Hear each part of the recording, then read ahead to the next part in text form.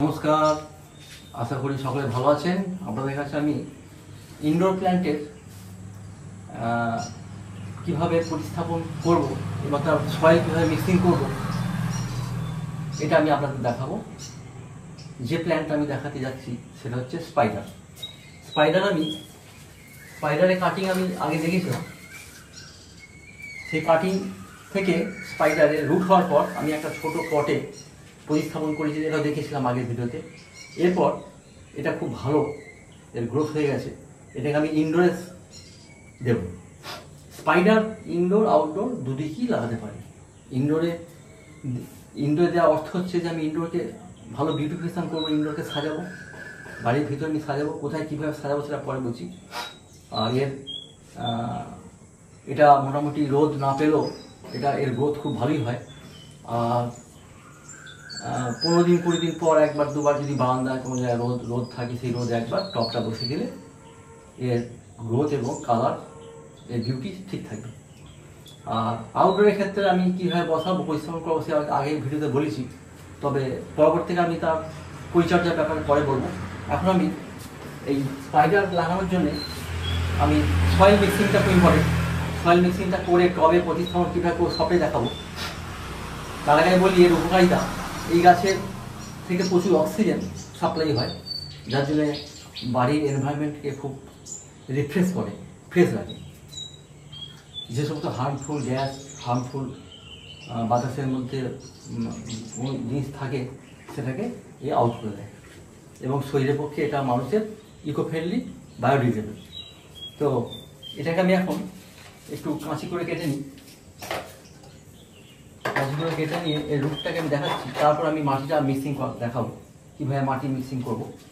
এটা মাটিতে বসানো ছিল, মাটি এখানে লাগবে না, কারণ ইনডোর প্ল্যান্টের ক্ষেত্রে মাটিটা আমরা ব্যবহার করি না, আমরা পুরোটাই সয়েল মিক্সিং করে তার একটা মজবুত বেস তৈরি করি। দেখুন এর কি সুন্দর রুট এসেছে, দেখুন সুন্দর রুট এসেছে। এখান থেকে আমি এই মাটিটাকে আলাদা করে দেবো।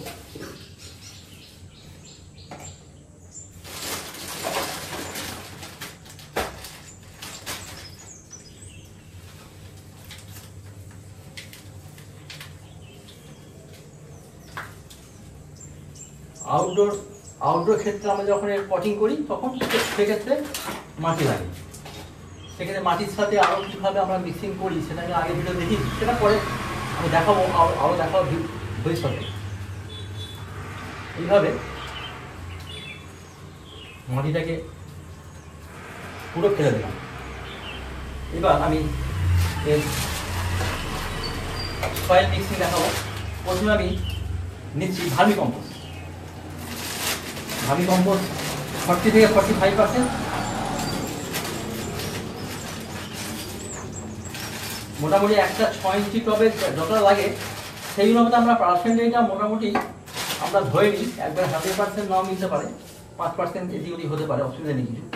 আর এটা হচ্ছে কোকোপিট জানেন, কোকোপিট কেক জলে ভিজিয়ে এইভাবে এটাকে একটু জলটা ঝরিয়ে নেওয়া হয়। এটা 25% কোকোপিট দিয়ে দিলাম। আর স্যান্ড হচ্ছে মাটিটাকে খুব ঝুরঝুরে রাখে। এই যে মিক্সিং জিনিসটা হবে মাটিটা, সেটা খুব ঝুরঝুরে রাখে। আর ওয়াটার ড্রেনেজটা খুব ভালো হয়। এটা 20%, 15 থেকে 20% স্যান্ড। আর এর মধ্যে যাতে ফাঙ্গাস, ভাইরাস, ব্যাকটেরিয়ার আক্রমণ না থাকে আমরা নিম খোলটা ব্যবহার করছি 10 থেকে 15%।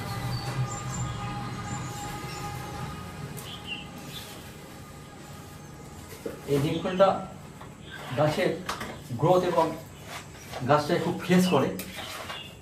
আর পোকামাকড় থেকে মাটির মধ্যে কোনো পোকামাকড় হতে দেয় না। কোকোপিটটা কী হয়, জলটাকে স্টক করে রাখতে পারে। ইনডোর প্ল্যান্টের ক্ষেত্রে সয়েলটা এমন হওয়া উচিত যে মোটামুটি জল একবার দিলে, একটা 6 ইঞ্চি টবে 1 কাপ জল দিলে আমি 6 দিন 7 দিন জল দেওয়ার প্রয়োজন হয়। যদি কোনো কোথাও বেড়াতে গেছেন 10 দিনের, 1 কাপ জল দিয়ে চলে যান, গাছ ঠিক থাকবে, কোনো অসুবিধা নেই। আর আগে আমি দেখিয়েছি এইভাবে 1/2 ইঞ্চি যে স্টোন চিপ যে বিল্ডারের দোকানে পাওয়া যায়, আমার বাড়ি ঢালাই করতে দরকার হয়, এইরকম স্টোন চিপ একটা লেয়ার নিয়ে দিলেন, নিচে হোলগুলো থেকে জলটা বেরিয়ে যাবে। আর যদি এটা না থাকে আপনি পাতলা কাপড় একটা টুকরো যতটা হয় কেটে আপনি একটা লেয়ার দিয়ে দিতে পারেন, তাতেও চলবে। এবার স্পাইডার প্রতিস্থাপনের জন্য প্রথমে আমি এই মিক্সিং সয়েল কিছু পরিমাণ নিচে দিয়ে দিলাম। তারপর আমি স্পাইডারটাকে প্রতিস্থাপন করে দিলাম। চারিদিকে মাটিটা দিয়ে, বাকি মাটি চারিদিকে দিয়ে খুব টাইট করে দিতে হবে একটু হাতে করে, নাহলে এটা একদিকে হেলে যেতে পারে।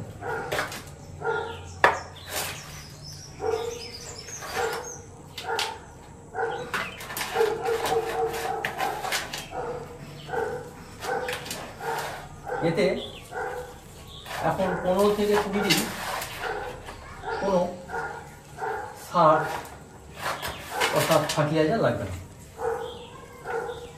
এতে ভার্মি কম্পোস্ট আছে, ওটা অনেক স্টেল।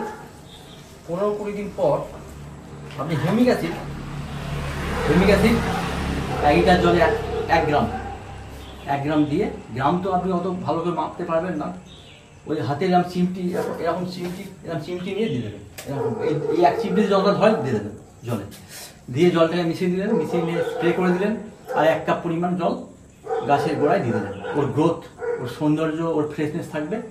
আর 20-25 দিন পর নিম অয়েল, আমি নিম অয়েল আপনাকে আগেও দেখেছিলাম, এরকম ধরনের লিকুইড নিম অয়েল পাওয়া যায়। 3 ml পরিমাণ 1 লিটার জলে দিয়ে একটু গুলে নেওয়ার পর এটা 500 ml মতো ওটা হাফ ধুতে দিলেন, এতে দিয়ে স্প্রে করলেন, সব গাছে স্প্রে করে দিলেন। এটা স্প্রে করলে গাছের ফ্রেশনেস, গাছের ফাঙ্গাস দমন হয়ে যাবে, আর গাছের একটা যে সৌন্দর্য সেটা বৃদ্ধি পাবে নিম অয়েল। আর এর নিচে অবশ্যই এরকম ট্রে রাখবেন, ট্রে রেখে ধরুন সিঁড়ির যে হাফ ল্যান্ডিং আছে ওখানে এর গাছ রাখতে পারেন, খুব ভালো লাগবে। এরকম আপনার গ্রিল দেওয়া বারান্দা থাকলে বারান্দার ধারে রাখতে পারেন। এছাড়া আপনার যেখানে পছন্দ রাখতে পারেন। আপনি যদি বড় ডাইনিং টেবিল হয়, ডাইনিং টেবিলের মাঝখানে একটা গাছ রাখতে পারেন। তো এটা দেখলেই একটা মনের মধ্যে একটা এফেক্ট চলে আসে। তো এটা ইনডোর প্ল্যান্ট প্রতিস্থাপন দেখালাম। এটা কেমন লাগলো লাইক করবেন, শেয়ার করবেন, সাবস্ক্রাইব অবশ্যই করবেন। সকলে ভালো থাকবেন। পরবর্তীকালে নেক্সট ভিডিও নিয়ে আবার আসছি।